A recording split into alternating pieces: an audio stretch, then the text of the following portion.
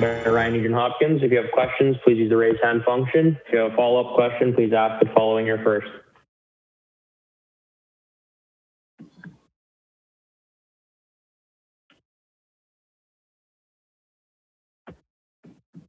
Jack Michael, 630 Ched. Ryan, I just wanted to ask you about the success in the second of back-to-backs. To what do you attribute it to? I think a lot of the time, the second game, you just kind of simplify your game. And usually you have energy to start the game. Obviously, you're a little bit more tired as the game goes on, but I think early in games, you have that life, you have that energy. And for us, at least, we've just learned to keep things simple and put pucks in and just kind of establish our forecheck and create things that way. And usually at least good things, and we have success doing that. Ryan, typically other teams are so deferential talking about other teams. They're very careful what to say, what not to say. But as part of becoming an elite team, beating the teams you're supposed to beat. Yeah, I mean, we want to take as many points as from teams that aren't in the playoff picture as we possibly can. But I mean, at the same time, everybody that we're playing this year is in our division. So I mean, really this year it's a lot different than usual. So we got to learn to take points and be able to take points from every team. Derek Van Diest, Post Media. Hey, Ryan, just want to ask you about moving back to center and I guess what kind of adjustment that's been for you in the last few games. Yeah, I think past couple of games I've felt a little more comfortable back playing there. Yeah, I caught myself a few times just kind of coming back to the wing and floating back, but you really got to make sure that you're sharp and coming back, try to be the first man back a lot of the time. And yeah, so it's you're a little bit more engaged. It really gets you into the game a little bit more and less stops and starts and stuff like that. But overall, I think I'm starting to feel good at center again. And Dave Tippett talked about keeping Leon and Connor together would depend on how the other lines are doing, I guess, more so than how they're playing together. How do you feel your line is kind of doing now that you've got a chance to play together for a few games? Well, I think the last two games, we've definitely started to click a little bit better. At the end of the second game against Ottawa, I thought we really started to find each other better and got some opportunities to go out there in the second, third period and create some good chances. Unfortunately, we didn't get anything that game, but I mean, last night we got the one, and we still had some other looks that we could have got some more. So I mean, it's definitely, I think we're starting to figure each other out a little bit more and find that chemistry as a line. And yeah, obviously we got to keep that going, but and produce when we can, but obviously not give up anything defensively either. Rob Chichkowski, Post Media. Hey, Ryan, I know the negotiations are something that would happen between your agent and the GM, so you sort of keep out of it for the most part. But, every player wants to know what his future is going to be. How do you compartmentalize that as a player and just focus on hockey when you're not really sure where you're going to be playing next year? Well, I mean, this year we're playing every second day. We're playing or practicing usually, so it's a lot easier to just strictly focus on hockey. Obviously, it's there in the back of my mind a little bit, but for the most part, I've been able to just kind of focus on the game and make sure that I'm trying to play my best every night and not worrying about the outside stuff going on. Does it? You say it's in the back of your mind. Does it weigh on you a little bit? I mean, you have a long storied history in Edmonton, and you've made mention many times that you would want to stay here. So, just how does it weigh on you, knowing that there's still that to be ironed out? I mean, it's like I said, it's and you kind of said it, you got to compartmentalize it. You got to find a way to just kind of put it aside right now. And this is my 10th year here, and the goal is always to stay in Edmonton. And I mean, I've loved my time here so far. So it's nothing but, I mean, good things from here. But yeah, I mean, I just obviously have to focus on my game right now. Games are coming in every second day. We have a huge, we have a tough couple, 2-3 weeks coming up here, a couple of big road trips, important road trips. So obviously that's my main focus, and that's what I'm going to be dialed in on coming down here. Sure. You guys are 15-5 or something in your last 20, which is pretty significant pace, and it's even up from last season when you guys were a very good team in the regular season. What are the differences? Like what is making you guys an elite team in this league right now? I think the consistency in our game is at a new level right now. We know what we're getting night in, night out, and I think that's so important. I think when we went on that run before playing Toronto, I think it was just we were the same team every night, and everybody knows what everybody else is doing. Everybody has trust in each other, and I mean, we've been a good team in the past, and then we kind of let it fall off and had a couple tough games and let it slide a little bit. But I think this year, if it hasn't been our best game, which I mean, it happens to every team in the league, you got to find a way to grab it as quick as you can. And I think we've done a good job of doing that this year. Thank you. If there are no more questions, this concludes Ryan Nugent Hopkins Mediaville. Please stay tuned for Juju Arcara.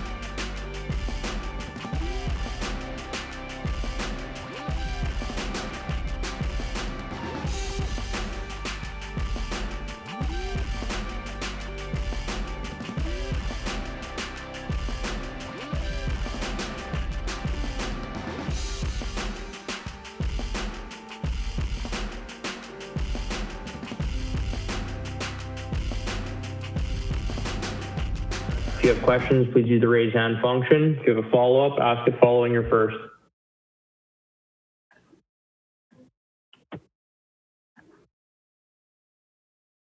Derek Van Dies, Post Media.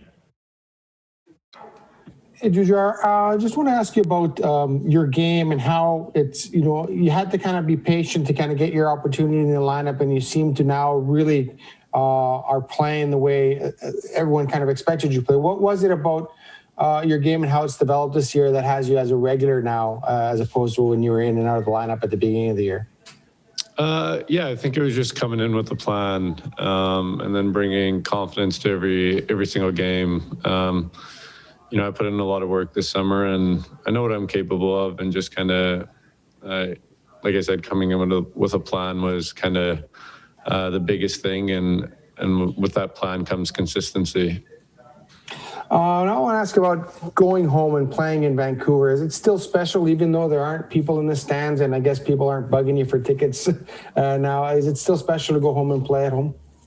I think there's always a little special feeling coming into Vancouver, just seeing the scenes and being able to walk around outside. But at the same time, you get to a point where it's another road game, and at the end of the day, we're here for a hockey game and to get 2 points. Ryan Rashad, TSN. Jujar, I just wonder about you kind of rounding out different areas of your game. I noticed you working on your shot the other day late in practice. Are there things that you are focused on now to round out your game that maybe you weren't quite as much before? I think I've always kind of been focused on getting better, but as of late, I think just kind of being comfortable with the puck, and the more comfortable you are, I think I am, the better I'm going to play. And so that's just, being ready for opportunities when I do get a chance to shoot, just kind of having the mentality to get it off my stick quick. Can you let us in a little bit on the relationship with Dave Tippett and the process of earning his trust, and kind of once you have it, and it looks like you have earned it here recently, what the communication's like and how you go about kind of keeping it that way? Yeah, it's there's a reason that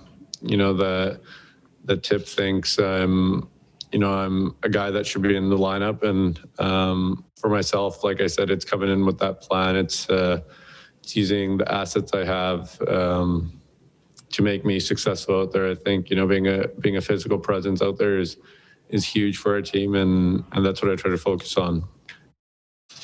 Bob Stauffer, 630 Ched. Morning, Jujar. It takes courage to scrap. That said, are you now at the stage, given the minutes and the roles that you're playing as a third line center, you're killing penalties, do you have to, read the game situation? Have you always done that, or is it even more important now, given the minutes and the responsibility that Dave has given you? I feel like, I think depending on situations, like you said, there's opportunities to rise, and for myself, being able to play these minutes, I think you do have to be smart about when you drop the gloves and not. And I'm not one that's out there looking to fight, but if a situation occurs where I think I need to stand up for myself or a teammate, I think I'm definitely not afraid to do so. And Josh Archibald, we're about to find out whether or not he's going to play. He's a pretty important player for your group in sort of in a third/fourth line role. Can you maybe, you've had Shore the last couple of games and Patrick Russell as well, but maybe just a thought on he's kind of, whether or not in your guys' group, if he's seen as sort of an unheralded guy that brings a little bit of leadership to your team. Definitely. I think Archibald is one of those guys that brings it every night. You can never question his work ethic and his physicality. He's definitely in the lineup every night when he's healthy for a reason. He comes in, he brings a presence that we need, and he's a guy that'll stand up for everyone as well. And he's someone you definitely want in the lineup and someone you want to play with. Mark Spector, Sportsnet. Actually, I want to ask you, you've been around this team for a while now, but you've usually been in a mean, you've always been a bottom six guy, but you've established yourself here a little bit this year, which is a nice step forward. Do you know, there's leaders on every team. There's guys in the top six that lead, and McDavid and Draisaitl, they lead their way. Do you hope to become a bit of a real solid part of the leadership group here as a guy that's been here a long time and seen some stuff? Yeah, definitely. I think, like you said, I've been here a while now, and we've been on. I think that one year when we made the playoffs, we were super successful. Last year, we started to figure it out, and you start watching other teams and kind of hearing stories and what teams, the bottom six compared to the top six brings. And at the end of the day, it's just kind of figuring out your role, and you don't have to try to be anybody else, but with maturity as well, that leadership comes. And at the end of the day, I think everybody wants to do something to help this team win, and it's just finding that.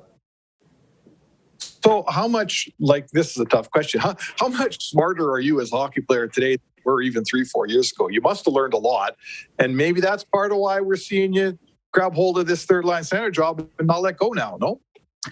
Yeah, I think so. I think, as the years go, you always pick up on different things, and you watch other guys, kind of play and how they've kind of been successful through their roles. Maybe guys off other teams you model yourself off, or you want to play like. So it's just kind of figuring out what role suits your game best, and just kind of going off that. Rob Tuchkowski, Post Media. Jujar, you've been on good Oilers teams and teams that aren't so good. Just what's the vibe like in the room on a good team? Like right now, it's not a hot streak. It's halfway through the season. You're 15-5 in your last 20. You guys are for real. Just when you walk into the room and you're around the guys, how is the vibe different? Yeah, it's one thing I've noticed this year. It definitely feels more like a team rather than individuals coming in and trying to be successful. Just even going from, when guys score, guys on the bench they're going to be up, they're going to be excited. But now I'm starting to see when guys are blocking shots, when defensemen are playing strong in the D zone and everything like that. I think there's excitement coming through each and every good play, and we're just building off each other game by game and shift by shift. That becomes, I guess, winning becomes a self-perpetuating thing, doesn't it? Where you have that confidence where you're in a situation, you're like, no, we're going to be all right because we've been here before. Does winning make it easier to win the next one? For sure it does. You build the confidence game in and game out, and I think everybody's mature enough now to kind of figure out that, each team goes through slumps during the season, but it's just figuring out ways to get out of them as quick as possible. And you look throughout the past, the good teams that have been successful in this league, they haven't had long slumps. They've got out of them as fast as possible. And, I think that's what we're starting to figure out how to do.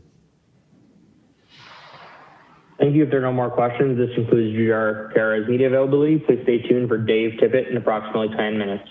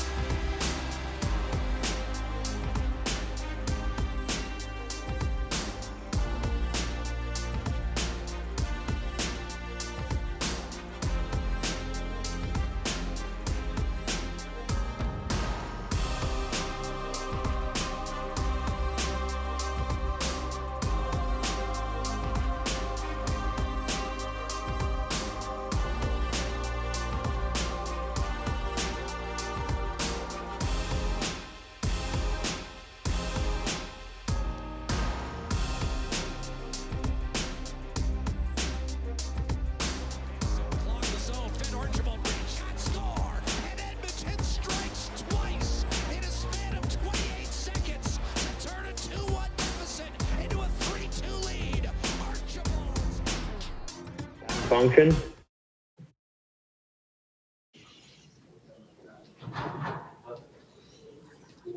Reed Wilkins, 630 Ched. Thanks, Sean. Hi, Dave. I'll start with the lineup question with the back-to-back. I don't know if you can clarify anybody in or out, but could we anticipate more changes than usual tonight?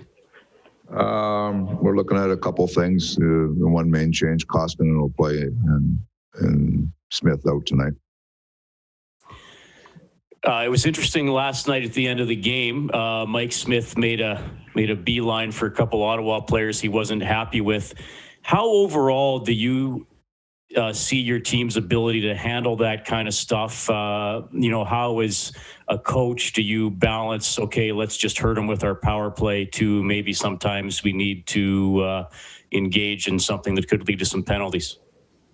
The game, every game is different, dictates there's frustration levels in the game. I'm sure their team was frustrated. They just lost 3 games in a row, so there's some frustration there. Our guys are, they're not going to back down from that. So that's part of the game. Sometimes I think there's not enough emotion in the game. So a little emotion is not a bad thing. Derek Van Diest, Post Media. Hey, Dave, I was just wondering, what are you seeing in Jujhar Khaira's game now that maybe you weren't seeing at the beginning of the year when he was having trouble staying in the lineup regularly? You know what? He's playing like a confident player. His positioning is really sound in our own zone. Penalty killing is solid. And, he's really taken on a role of important shifts at certain times in the game. His line's got to be really solid, and he's taken the leadership and jumped in and done a real nice job. So his game has got, it seems like it's got quicker, but I think that's just a confidence that, I give him credit. When he was out a few times there, he worked his tail off, and the coaches that were working with some of the taxi squad guys there, they're the ones that said, like, JJ's been unbelievable out there. We got to get him back in, and he jumped in, and he's never been out. He's just come in and played really well. How important has he become to anchoring that third line where you can move wingers in and out of that spot, but he seems to be a constant there right now, and just to been on that anchor on that line? Yeah, that's a good sign for him, because there has been some different wingers there, and he's the guy that no matter what, the line seems to be having success. So he's the main cog there that has been able to drive the line. And we've got Shore and Patrick Russell with them there now, and he was with Ennis and Archie, and they've been, whoever's been there has been good. So they've been really a solid line for us. Hands Media. Derek, go ahead. Thanks, Sean. And I just want to ask you about the success you guys are having on back-to-backs. Is that just a focus thing, or what do you attribute the fact that you guys seem to be successful in the second half of a back-to-back game? I don't know. Our team, we don't consider it a disadvantage at all. We want to play a certain way every game, and I guess we find ways to hang around games and find ways to win. We don't. The biggest thing is we don't go out and beat ourselves that second game. I like the mindset of our players where they just hang in there and they do what they have to do, and we've been able to figure some ways to win some games. Thanks, Dave. Ryan Rashog, TSN. Dave, what have you seen out of Vancouver in your pre-scouts recently, and what type of a game do you expect to get from them tonight? I haven't watched a lot of them, a little bit here and there, but I'm more concerned about what we're doing. But they, from the last time we played them in here, they played a lot better. Last game, I don't think went the way they like. So I expect them to be a real aggressive team tonight. Thanks. Mark Spector, Sportsnet. What are you seeing, Dave, that allows your team to, you're winning different games. The confidence is there. You get scored on early. It doesn't seem to be that big a deal anymore. How does a coach see the growth, and how does a coach see the maturity? We see it from the press box. What do you see from where you're standing? No, you see, as you win a few games, your team, that confidence within your group grows, and it's, I give the players a lot of credit. They're sticking with how we want to play. And when we get away from it, they're usually the ones that correct it, not the coaching staff. So they recognize right away that there's a way that there's certain things in situations we have to make sure we're sound and not giving anything away. And then there's other times when, we can put pressure on teams and get them on their heels. So it's, our guys I give them a lot of credit. They've recognized situations in the game and momentum shifts in the game, and they're playing accordingly, and we've been getting some results. No one wants to lose 3 in a row, but are we yet looking back on that Toronto series and seeing the positives of a team that, got their butts kicked a little bit and came back strong from it and maybe learned something? Is that fair? Yeah, no, that's fair. You learn something from that, but also learn something from the 3 games we just won. So you're always in that mode where you're trying to get better, you're figuring things out, and you're trying to maximize everything you're doing. And every situation allows you a learning experience to do that. And sometimes it's a little the schwacking against is a little better than or a little worse than the schwacking for. So you just got to stay pretty even keel. I know. Everybody thought the world was coming to an end when we lost 3 games against Toronto, but our guys, there's some things we learned from it. And just like the other side, we just won 3 games in a row or 4 games in a row, and we got to stay even keel. We're gonna come against a hungry team tonight, so you can't be feeling too good about yourself either. You just got to stay the course. Rob Duchkowski, Post Media. Dave, Jujar made mention earlier that one of the things he's noticed about the team this year is that they're really supportive of every player, no matter what role he has. If he blocks a shot, they're cheering on the bench if it's a big hit or a big penalty kill. Have you noticed that yourself? And where does that come from? Is that a byproduct of winning, or does that lead to winning? Is it kind of a chicken and egg? I think it's a little bit. You get confidence from winning, but there's also the games are quiet. There's no fans there. You got to make sure you're engaged in the game. And it's I guess there's sometimes when the fans are there that some of that cheering or helping teammates is automatically there. But when there's no fans there, you got to make sure that everybody's engaged in the game. If a guy has a good play or makes a good play, you got to let him know. And I think I've seen that from most teams around the league. It's trying to create that emotion you need to have during a game without fans. Thank you. Thank you. This concludes Dave Tippett's media availability.